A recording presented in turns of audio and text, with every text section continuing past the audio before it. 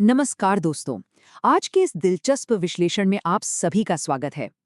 जरा कल्पना कीजिए कि हमारा पूरा ब्रह्मांड एक बहुत ही विशाल और एकदम सटीक रूप से काम करने वाली घड़ी है। एक ऐसी घड़ी जहां हर एक ग्रह, हर चंद्रमा और यहाँ तक कि हर छोटा क्षुद्र ग्रह भी एक गियर की तरह आपस में जुड़ा हुआ है और एक तय तालमेल में काम कर रहा है।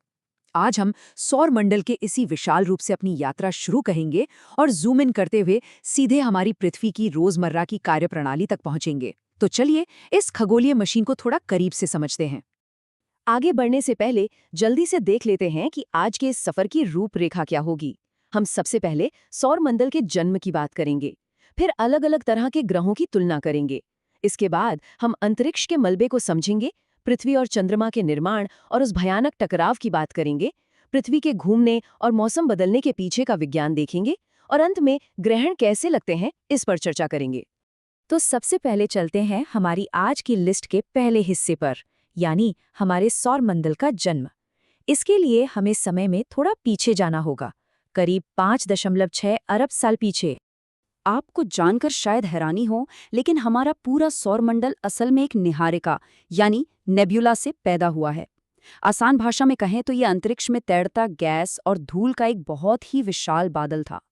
अब हुआ क्या कि समय के साथ अपने ही गुरुत्वाकर्षण के भारी दबाव के कारण ये बादल ढहने लगा, सिकुड़ने लगा। इसके बिल्कुल केंद्र में, जहां दबाव सबसे ज्यादा था, हमारे सूरज का निर्माण हुआ, और उसके आसपास का जो बचा हुआ पदार्थ था वो लगभग 4.6 अरब साल पहले आपस में जुड़ने लगा, जिससे हमारे ग्रह बने। अब चूंकि केंद्र में हमारा सूरज बन ही चुका है, तो जरा इसकी बनावट को भी देख लेते हैं। मुख्य रूप से हाइड्रोजन गैस से बना हमारा सूरज असल में ऊर्जा का एक धधकता हुआ गोला है। इसकी जो चमकीली सतह हमें दिखाई देती है ना, उसे फोटोस्फीयर कहते हैं। यही वो हिस्सा है जो हमें प्रकाश देता है। लेकिन कहानी यहीं खत्म नहीं होती। सूर्य के वायुमंडल की एक सबसे बाहरी परत भी है, जिसे कोरोना कहा जाता है।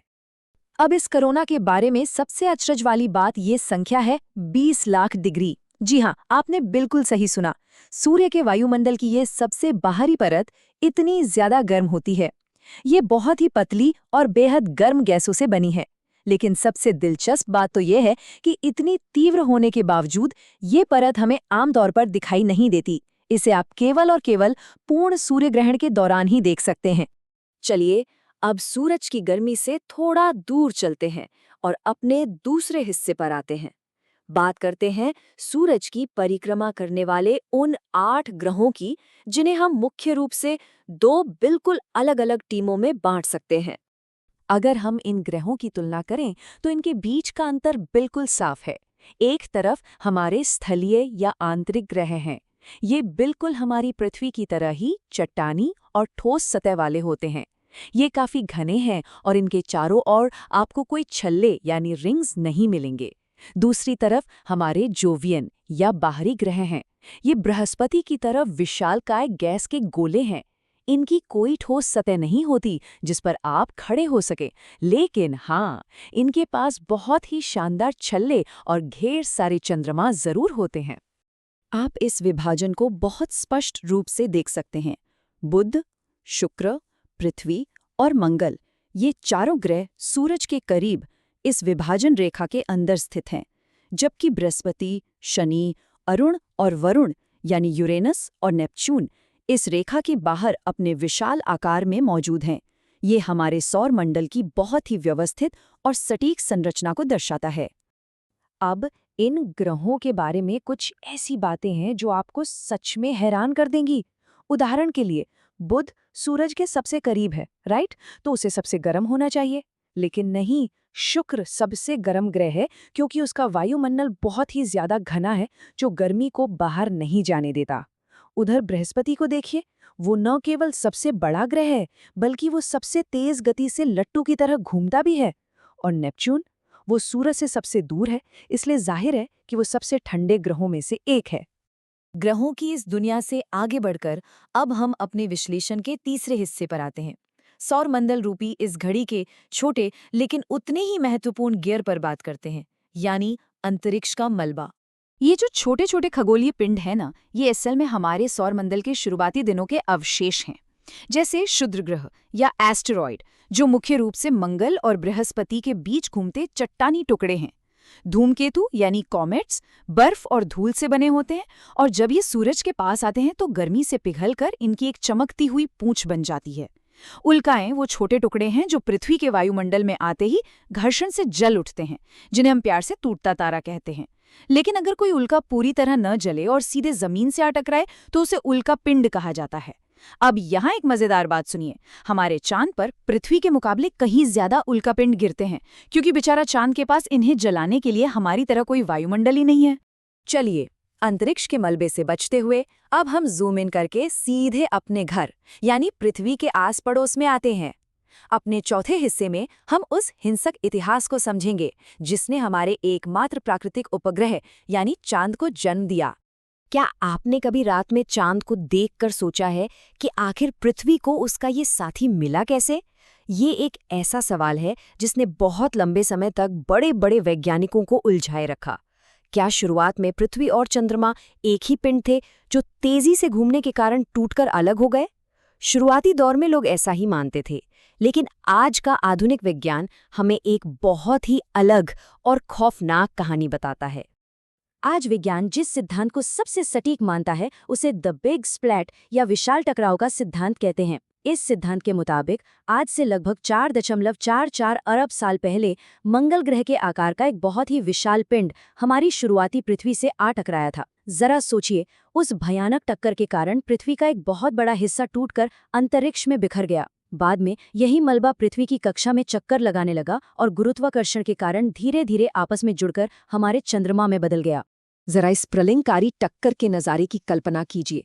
कैसे वो सारा मलबा अंतरिक्ष में फेंका गया होगा और फिर कैसे लाखों सालों में गुरुत्वाकर्षण ने उस मलबे को समेटकर एक गोल आकार में पिरो दिया होगा।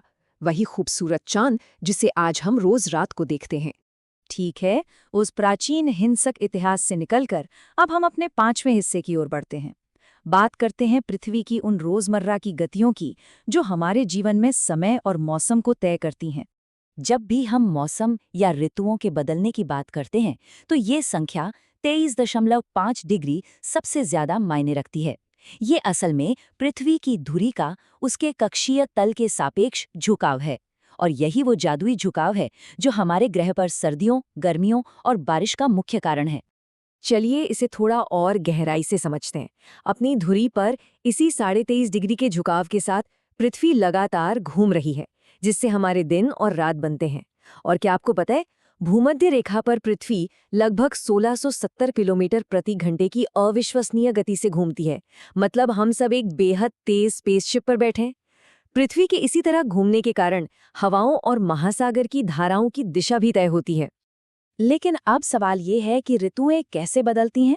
ये तब होता है जब पृथ्वी अपने इसी 23.5 डिग्री के झुकाव के साथ सूरज का चक्कर लगाती है। इस चक्कर के दौरान जून और दिसंबर में अयनांत यानी सॉल्स्टिसेस आते हैं, जब दिन सबसे लंबे या सबसे छोटे होते हैं। और फिर मार्च और सितंबर में विषुव यानी इक्विनॉक्सेस आते हैं, जब पूरी दुनिया में दिन और रात बिल्कुल बराबर होते हैं। ये सब सूरज के चारों ओर पृथ्वी की ओर से एक पूरी और बेहद सटीक यात्रा का ही नतीजा है। और इसी के साथ हम पहुंच गए हैं अपनी इस खगोलीय यात्रा के छठे और आखिरी हिस्से पर। अब हम देखेंगे कि क्या होता है जब ये विशाल खगोलीय पिंड अंतरिक्ष में बिल्कुल एक सीधी रेखा में आ जाते हैं। ग्रहण को समझने के लिए दरअसल हमें सबसे पहले परछाइयों का खेल समझना होगा। अंतरिक्ष में जब भी कोई पिंड किसी दूसरे पिंड पर छाया डालता है तो उस छाया के 2 हिस्से होते हैं। पहली है प्रच्छाया यानी अम्बरा, जो पूरी तरह से घना और काला क्षेत्र होता है जहां सूरज की रोशनी बिल्कुल नहीं पहुंच पाती। और दूसरी है उपछाया यानी पेनम्ब्रा, जो कि आंशिक छाया का क्षेत्र है, मतलब वहां थोड़ी बहुत रोशनी पहुंच जाती है। ये दोनों छायाएं ही ये तय करती हैं कि हमें जो ग्रहण दिखेगा वो पूर्ण होगा या आंशिक। तो सूर्य ग्रहण के दौरान क्या होता है? ये घटना हमेशा अमावस्या के समय होती है, जब चांद ठीक पृथ्वी और सूरज के बीच आ जाता है। जब चंद्रमा की वो घनी प्रच्छाया या अम्बरा पृथ्वी के किसी हिस्से पर पड़ती है तो उस हिस्से में पूर्ण सूर्य ग्रहण होता है, क्योंकि वहां से देखने पर चांद सूरज को पूरी तरह से ढक लेता है। और इसके ठीक उलट चंद्र ग्रहण तब होता है जब हमारी पृथ्वी सूरज और चांद के बीच में आ जाती है। ऐसे में पृथ्वी अपनी एक बहुत विशाल छाया चांद पर डालती है। जब चांद पृथ्वी की उसी घनी प्रछाया से होकर गुजरता है तो वो पूरी तरह से अंधकार में डूब जाता है और इसे ही हम पूर्ण चंद्र ग्रहण कहते हैं। सच में ये ज्यामिति और खगोल विज्ञान का क्या अद्भुत संगम है। तो दोस्तों, अगर हम ध्यान से देखें तो एक गैस के बादल यानी निहारिका के ढहने से लेकर ग्रहण की इस सटीक ज्यामिति तक हमारा सौरमंडल वाकई किसी मास्टरपीस घड़ी की तरह काम करता है। सब कुछ कितनी सटीकता से आपस में जुड़ा है। अब अंत में सोचने वाली बात यह है, जब हम प्रकाश और गुरुत्वाकर्षण के इस खेल को इतनी अच्छी तरह समझ चुके हैं तो जरा सोचिए, अंतरिक्ष के उस विशाल अनजान अंधेरे में अभी और कौन-कौन से रहस्य छिपे होंगे जो हमारे सामने आने का इंतजार कर रहे हैं। आज के इस विश्लेषण में हमारे साथ जुड़ने के लिए आपका बहुत बहुत धन्यवाद। ब्रह्मांड के इन रहस्यों पर चर्चा करना हमेशा ही एक शानदार अनुभव होता है।